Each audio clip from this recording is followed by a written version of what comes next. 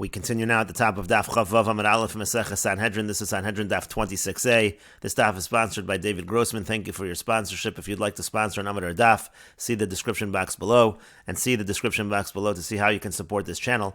On the previous Amud, the Gemara was demonstrating that some tax collectors actually are righteous, and the example was Rabbi Zera's father. Rabbi Zera's father, when the head tax collector would come, he would tell everyone to hide, umignazu kuli alma, and everybody would hide, and kiyasi, and so when that head tax collector came, Amarle said to him, Mimani boy, so who can I get the taxes from? There's no one in this town.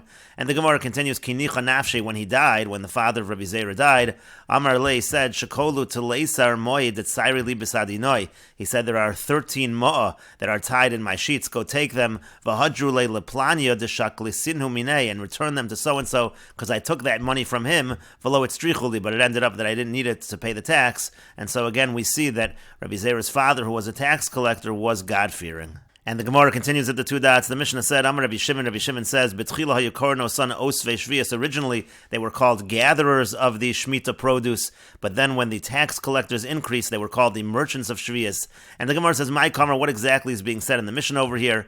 And the Gemara explains, Amar Rabbi Yehuda says, Hachi Kamar, this is what the Mishnah is saying.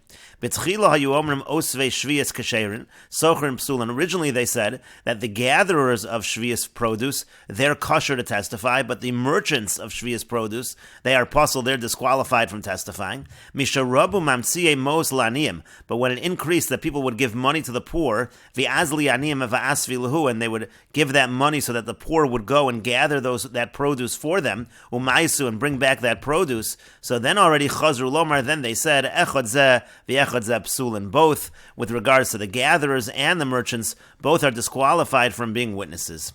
And Rashi explains Osvin Kasher, and again, originally they said the gatherers were kosher, because it's possible to eat the produce before the time when you're supposed to destroy it, and so therefore they're still considered to be kosher when it comes to being witnesses. But then Viazli Aniyim Asvi Lahu, then they hired these poor people to gather, B'Shvil Hamos, they paid them to gather, B'Havilu Sochre Shvias, and they were essentially merchants of Shvias produce, Rachman Amar La'achla V'lo L'Schora, and so the Torah says that you're allowed to eat the produce, but you're not allowed to do business. Essentially, these people who were gatherers were doing it in a way that it really was business, and that became problematic. And Rashi continues, Vachim Ashma Masnisan. So this is what the Mishnah is saying. Originally, those who nowadays are disqualified because they're merchants, they used to refer to those people as gatherers of Shemitah produce, and they're actually kosher. But then, when the Anosan increased, so then the Osvan actually were referred to as merchants, and they are puzzled, they are disqualified. But the Gemara continues, Kashu ba b'nei Rachva, the children of Rachva, they had a difficulty with this explanation of the Mishnah.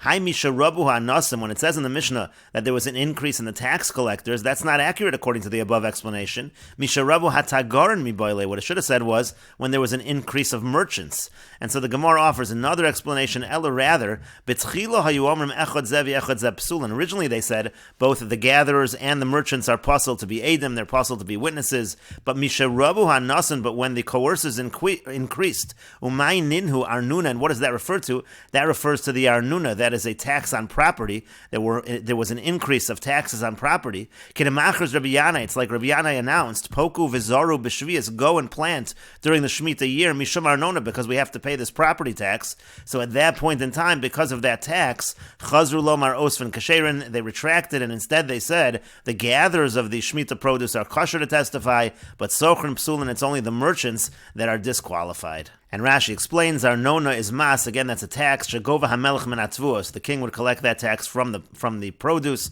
Kach v'kach kurim min hasad l'shana, a certain amount of kur from each field per year, Poku zoru b'shvias, and the announcement was made to go and plant during the Shemitah year. How could that be? Rashi says, Shvias bizman hazeh d'Rabbanan, because Shemitah nowadays is only d'Rabbanan anyway, the botla kedushas ha'aretz, the kedushas ha'aretz is nullified, and that's why they made that announcement, and again that's what the Mishnah is referring to. And the Gemara continues, Reb Chia bar Zarniki for Reb Shimon ben Yehud Tzadok havaka azli la'abir shana ba'asir. Reb Chia bar Zarniki and Reb Shimon ben Yehud Tzadok, they were going to make a leap year in Asya. Pagabahu Reish Lakish. Reish Lakish met them in Itfil Bahadayu. He joined them. Amar, and he said to himself, Ezel ichzi hechi avdi uvda. I'm going to see exactly how they declare leap years, how they make the calculation for a leap year. As they were going, they saw a person who was plowing. It was a Shemitah year. Amar lehen, he said to them, Kohen v'chorish, this is a Kohen and he's plowing during the Shemitah year. Amru lo, they said to him, Yachol lomar agiston ani besocho. He can say that I'm an agiston over here, which means I'm a hired worker. We'll see Rashi in a moment. Then they saw another person, he was pruning the vineyard. Again, it was Shemitah year. Amar Leni said to them, Kohen v'zamer, this is a Kohen who's pruning during the Shemitah year.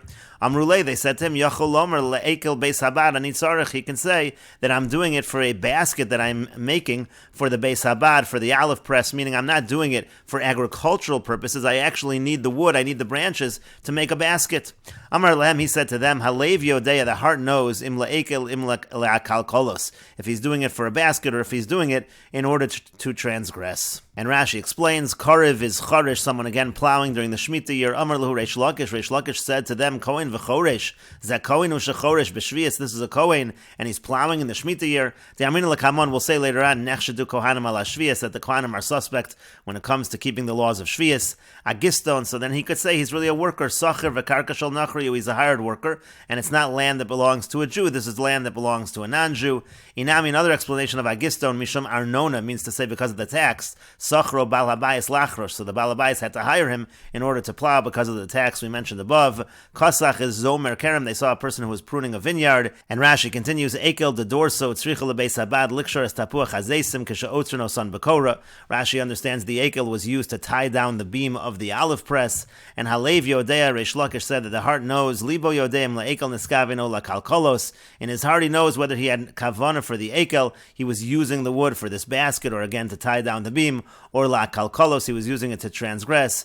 And again, Rashi says, La Kalkolos, Lavor al Das, in order to transgress the Torah. And the Gemara continues, Hay Amar Lehu Bereisha, which one of these was first? Meaning to say, which case was first? Did they first see the person plowing, and they said maybe the person is a hired worker, and then they saw the person who was pruning, and they said maybe that's for the Ekel Beis Habad, or is it the other way around?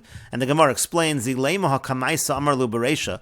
going to say that the first one mentioned by the Gemara, meaning the case of the plowing, that was the first situation that happened, so then Hanami Leimru Agiston Ani Besocho, so then in the second case as well, why not just give the same response? Say maybe the person is a hired worker. Why do you have to come up with a new response of Ekel Beis Habad?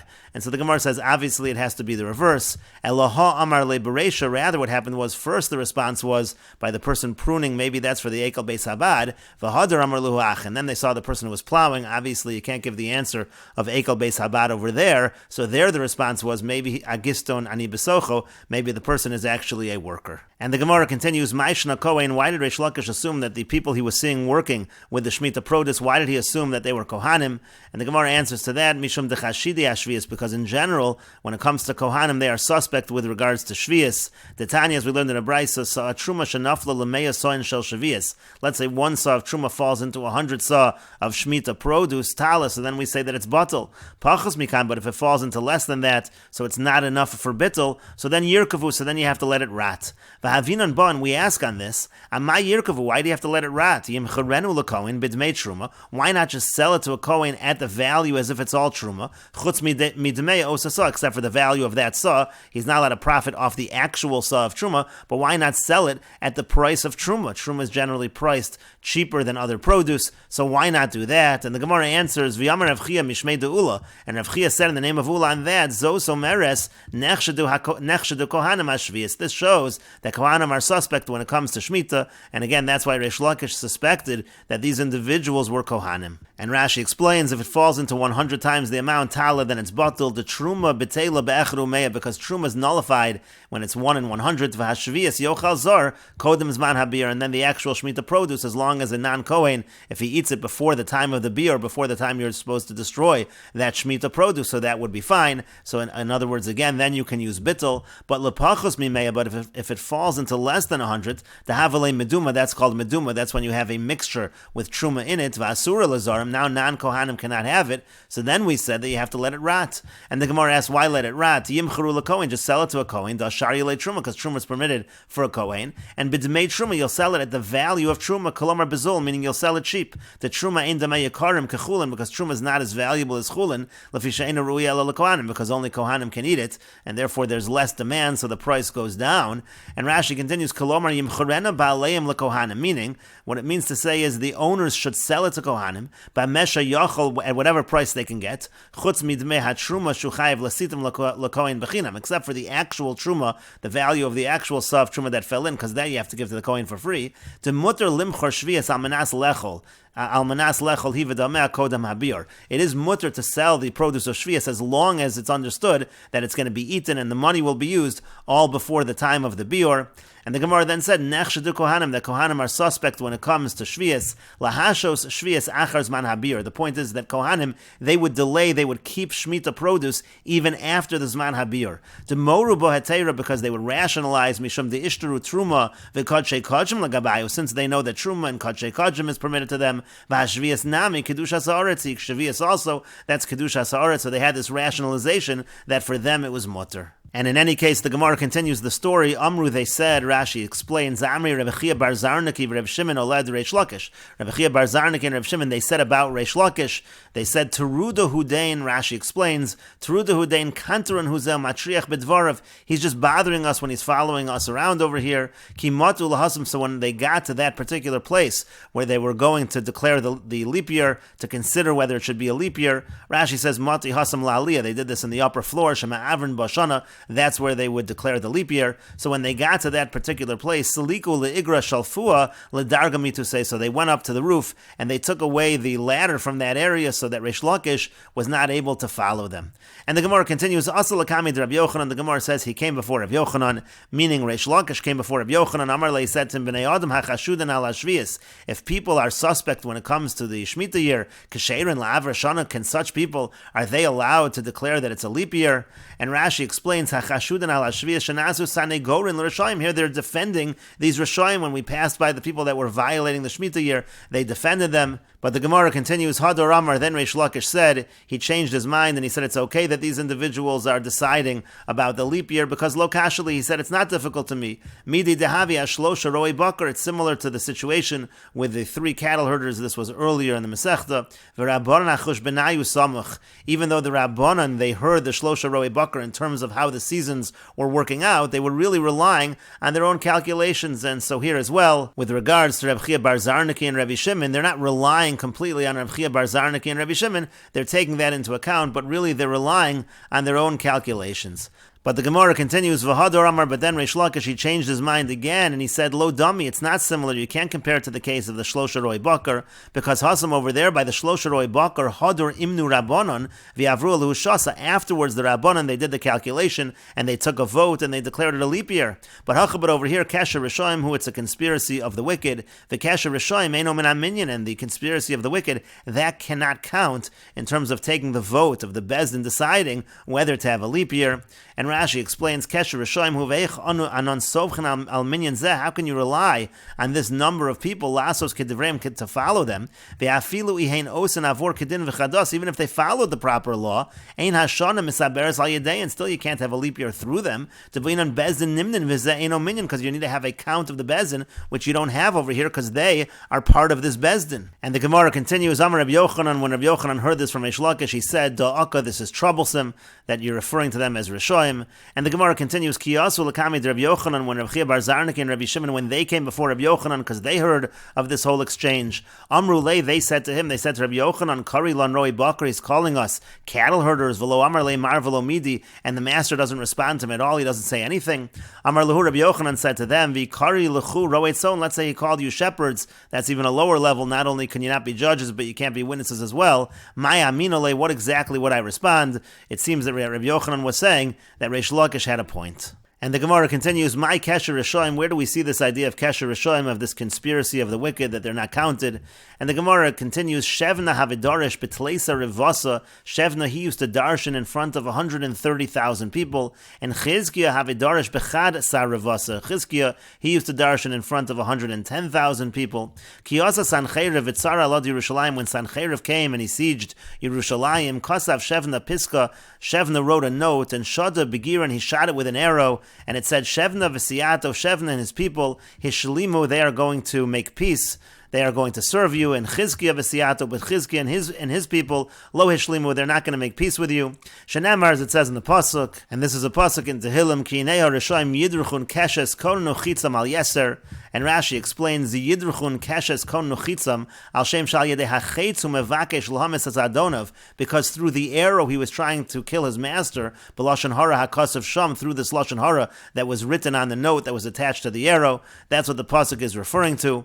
And the Gemara continues, Havakam mistafi Chizkiah. Now Chizkiah became afraid when this happened. Amar, he said, Dilma chas v'shalom netiya daite de kudsha b'richu basa Reuben. Maybe HaKadosh Baruch Hu is going to follow the majority, and really Shevna has the majority. And Chizkiah continued, Kevan deruba mimsri, since the majority will be given over to Sancheirev inhunami mimsri, so maybe we also will be given over to Sancheirev.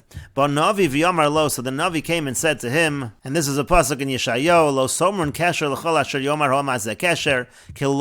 And the Gemara says what this pasuk means to say is Kesher Rishoim, who this is a conspiracy of wicked people. The Kesher Rishoim eino min aminyan, a conspiracy of wicked people. That doesn't count in terms of doing the count, and therefore they are not considered to be a majority. And the Gemara continues, Halach la'achzav lo kever bekivrei beis David. So Shevna went and he dug for himself a grave in the cemetery of the house of David HaMelech. He considered himself like he was a king. But Navi v'yamar lo, and the prophet came and said to him, Malacha po, milacha po, ki chatzavta lecha po kevrei ne Hashem etaltalecha taltala gover. It says, what are you doing over here? Hashem is going to make you wander around.